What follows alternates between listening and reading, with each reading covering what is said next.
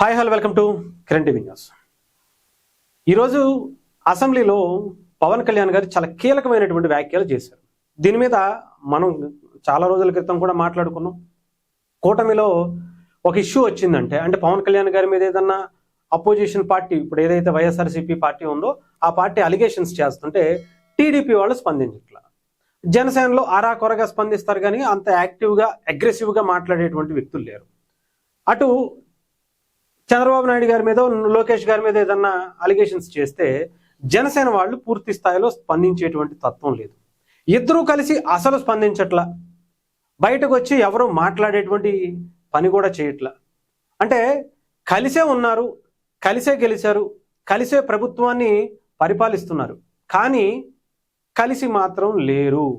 అంటే ఇక్కడ మెయిన్గా ఏదన్నా ఇష్యూస్ వచ్చినప్పుడు కలిసి నిలబడటం అనేది లేదు అని చెప్పి ఆయన పవన్ కళ్యాణ్ గారి గురించి మనకెందుకులే అని టీడీపీ అనుకుంటుంది, లేదా బీజేపీ అనుకుంటుంది, లేదా చంద్రబాబు నాయుడు గారి గురించో లోకేష్ గారి గురించో మనకెందుకులే అని వీళ్ళు అంటారు. ఆఖరికి పవన్ కళ్యాణ్ గారి గురించి ఏమన్నా కూడా జనసేన వాళ్ళు పట్టించుకోవడం కూడా మానేశారు. ఇదే అంశం మీద ఈరోజు పవన్ కళ్యాణ్ గారు అసెంబ్లీ వేదికగా మాట్లాడినటువంటి పరిస్థితి వచ్చింది. ఒక్కసారి మీకు అది వినిపిస్తాను, చూద్దురు కానీ. వీళ్ళకి సంబంధించి నాకు సమదృష్టికి మాట్లాడుతాను. నా సమదృష్టి నేను తీసుకురాగలిగేది ఇప్పటికీ కూడా వాళ్ళ సభ్యులు తక్కువ అయినా 11 మంది అయినప్పటికీ కూడా వాళ్ళు ఒక 1100 మంది ఉన్నట్టుగా వాళ్ళు మాట్లాడుతున్నారు.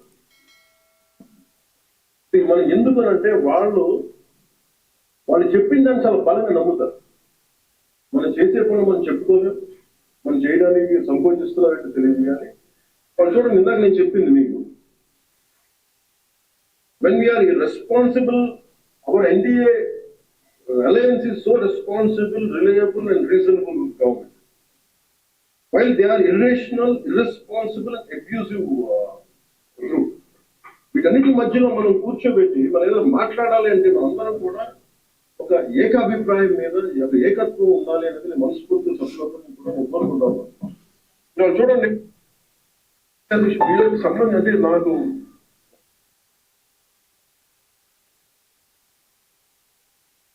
ఇది ఈరోజు పవన్ కళ్యాణ్ గారు మాట్లాడింది. అంటే వాళ్ళు 11 మందే ఉన్నారు, కానీ 1100 మంది ఉన్నట్టుగా మాట్లాడుతున్నారు. సోషల్ మీడియాలో ఒక రేంజ్లో మువ్వెత్తున ఎగసిపడుతున్నట్టు రెచ్చిపోతున్నారు. చేసింది తప్పే అయినా కానీ ఆ తప్పుని కప్పిపుచ్చుకోవడం కోసం వేరే మార్గాలు వెతుక్కుంటూ వేరే ఇష్యూస్ని లేవనెత్తుతూ, అంటే మనం ఎవరైతే కూటమి ప్రభుత్వంలో ఉన్నటువంటి ఎమ్మెల్యేలు కావచ్చు, ఎంపీలు కావచ్చు, మినిస్టర్లు కావచ్చు, అందరూ ఎవరైతే ఉన్నారో మనం ఏదైతే ఒక స్కామ్ని బయట పెట్టామో 250 కోట్ల రూపాయల స్కామ్, లేదా కల్తీ లడ్డూకి సంబంధించి తిరుమల పవిత్రతను దెబ్బతీసి హిందువుల మనోభావాలు దెబ్బతీయటమే కాకుండా కెమికల్స్తో కూడినటువంటి రసాయనాన్ని ఆ లడ్డూలు తయారు చేసి హిందువులకి తినిపించినటువంటి పరిస్థితి. దానివల్ల ఎంతో ప్రాణ నష్టం జరగాలనేటువంటి కోరిక లేదంటే ప్లాన్ ఏంటో తెలియదు. ఇంత పెద్ద కుట్రను బయట పెట్టినా కూడా దాని గురించి తిరిగి వాళ్ళకి కౌంటర్ ఇవ్వటంలో కొంత వెనుకపడ్డారు అనేటువంటి మాట వాస్తవం అనేది మనం ఎప్పటికైనా గ్రహించాలి. చాలామంది నేను కానీ కిరణ్ గారు కానీ మనం చెప్తుంటే, లేదు మీకేం తెలుసు, మీకు అక్కడ వాళ్ళంతా అలా గట్టిగానే మాట్లాడుతున్నారు కదా అంటున్నారు. బట్ సరిపోట్లా. వైఎస్ఆర్సీపీ మూక ఒక రేంజ్లో విరుచుకుపడుతుంది. అసలు ఎక్కడా కూడా వాళ్ళ మనసులో కానీ వాళ్ళ నరనరాల్లో ఇది తప్పు చేశామనేటువంటి భావన వాళ్ళలో ఎక్కడా లేదు. ఆ పేటీఎం బ్యాచ్ కానీ వాళ్ళ నాయకులు కానీ అస్సలు ఎక్కడ దాని గురించి సంకోచించట్లా. మేము చేసింది ముమ్మాటికి రైటే, ఇదే కరెక్టు అనే పద్ధతిలోనే ఉన్నారు తప్ప ఎక్కడ బాధ అనేదే లేదు. దీంట్లో ఎవరు అవుననుకున్నా కాదనుకున్నా కూటమిలో ఉండేటువంటి అందరూ కూడా వెనుకపడ్డారు. ఇది వాస్తవం. దీన్ని ఎందుకు అంటే మనకెందుకులే, ఆయన అన్నారు కదా, ఈయన అన్నారు కదా, ఇలా కలిసి ఉండేటువంటి ఆలోచన, కలిసి ముందుకు వెళ్ళేటువంటి ప్రకటనలు, అంటే ప్రెస్ మీట్లు కావచ్చు, ఇంకొకటి కావచ్చు, సోషల్ మీడియాకు ముందుకు వచ్చేటువంటి మాటలు, ఇవి టీడీపీ వాళ్ళు కొంతవరకు సక్సెస్ అయినా జనసేన అయితే మాత్రం మరీ వెనకన్ననే చెప్పాలి. కలిసి ఎందుకు వెళ్ళలేకపోతున్నారు అనేది ఇంటర్నల్గా ఒకసారి కూర్చుని మాట్లాడుకుంటే బాగుండేదేమో. ఎప్పుడో పవన్ కళ్యాణ్ గారు తిట్టారనో, లేదా పవన్ కళ్యాణ్ గారు ఏంటయ్యా మీరు మాట్లాడరా, ప్రతిదానికి నేనే మాట్లాడాలా అంటే స్టిల్ ఈ రోజుకి పవన్ కళ్యాణ్ గారే మాట్లాడుతున్నారు. ఈ రోజుకి పవన్ కళ్యాణ్ గారే ఇక్కడ అసెంబ్లీలో కావచ్చు, బయట కావచ్చు, ఎక్కడికి వచ్చినా సరే ఆయన మాట మాత్రమే వినిపిస్తుంది. మొన్నటికి మొన్న పవన్ కళ్యాణ్ గారు 19 నిమిషాల స్పీచ్తో వైఎస్ఆర్సీపీ ఇంకా మన పని అవుట్ అనుకునేటువంటి పరిస్థితి వచ్చింది.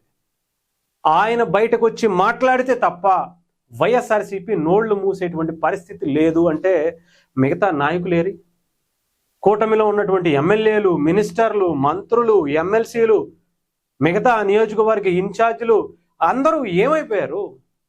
ఒక జడా శ్రవణ మాట్లాడితే బయటికి రారు, ఒక అంబటి రాంబాబు మాట్లాడితే బయటికి రారు, ఒక పెర్ని నాని వచ్చి మాట్లాడితే బయటికి రారు. ఎవరికో మాకెందుకులే అని మాత్రం అనుకుంటారు. పవన్ కళ్యాణ్ గారికి మాత్రమే ఉందా బాధ్యత, వీళ్ళెవరికి లేదా అంటే ఆలోచించుకోవాల్సినటువంటి టైం వచ్చింది. మీరు ఇలాగే ఉంటే చాలా ఇబ్బందులు ఎదుర్కోవాల్సి వస్తుంది. డెఫినెట్గా ఇది గతంలో కూడా చెప్పిందే, మళ్ళీ అదే మాత్రం పవన్ కళ్యాణ్ గారు కూడా చెప్పేది అదే.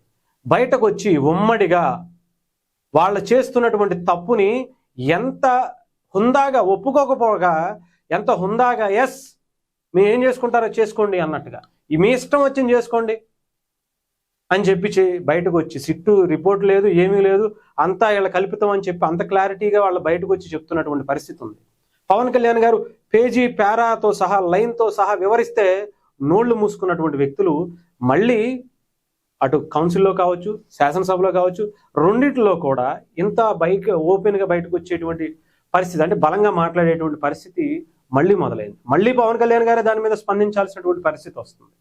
ఆలోచించుకోవాల్సినటువంటి టైం అయితే వచ్చిందనిపిస్తుంది. ఇది కూటమికి సంబంధించి ఇది మంచి పద్ధతి కాదు. పవన్ కళ్యాణ్ గారు ఇంకొక మాట కూడా అన్నారు, 15 ఏళ్ళు మనం కలిసి ఉండాలి అంటే ఇలా బలంగా ఎదుర్కోవాలి. బలంగా వాళ్ళు ఏదైతే తప్పని చెప్పినా కూడా దాని మీద కూడా తిరగబడుతున్నారంటే మనం హుందాగా వాళ్ళు చేసినటువంటి స్కాములను బయటపెట్టాం, కుట్రలను బయటపెట్టాం. హిందువుల మీద చేసినటువంటి అతి పెద్ద కుట్రని భారతదేశ చరిత్రలో ఏ ప్రభుత్వం, ఏ నాయకుడు, గతంలో ముస్లిం రాజులు కానీ ఇంకొకళ్ళు కానీ బ్రిటిష్ వాళ్ళు కూడా చేయలేనటువంటి కుట్రని, భారతదేశం మీద ఒక వర్గం మీద చేసినటువంటి కుట్రని మనం బయట పెట్టాం. దాన్ని ప్రజల్లోకి తీసుకువెళ్ళడంలో, వాళ్ళ నోళ్లు మూపించడంలో వెనుకపడ్డారు అనేదంతా ఆలోచించుకోవాల్సినటువంటి టైం అయితే వచ్చిందేమో అనిపించింది.